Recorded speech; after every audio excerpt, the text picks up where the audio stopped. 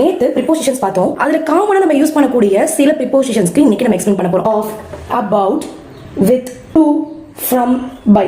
இப்போ ஆஃப் அப்படின்னா உடைய அப்படின்னு அர்த்தம். ஸ்கையுடைய, இதுதான் ஸ்கையுடைய கலர் அப்படின்னு அந்த உடையன்னு வருது இல்லையா, அந்த உடையக்கு தான் நம்ம ஆஃப் யூஸ் பண்ணுவோம்.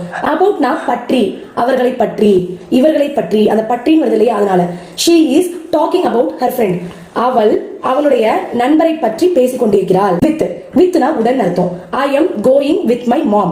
நான் என்னுடைய அம்மாவுடன் போகிறேன். அம்மா உடன், அந்த உடன்ங்கிறதுக்கு நம்ம அங்க வித் யூஸ் பண்ணுவோம். டூனா இக்கு அப்படின்னு அர்த்தம். I go to school. நான் ஸ்கூலுக்கு போகிறேன். அப்ப அந்த இக்குங்கிறதுக்காக நம்ம டூ யூஸ் பண்றோம். ஃப்ரம் இருந்து, அங்கிருந்து. I am from Chennai. நான் சென்னையில் இருந்து வருகிறேன். இருந்துன்னு வருது இல்லையா, அந்த இருந்துக்காக நம்ம என்ன செய்யறோம், ஃப்ரம் யூஸ் பண்றோம்.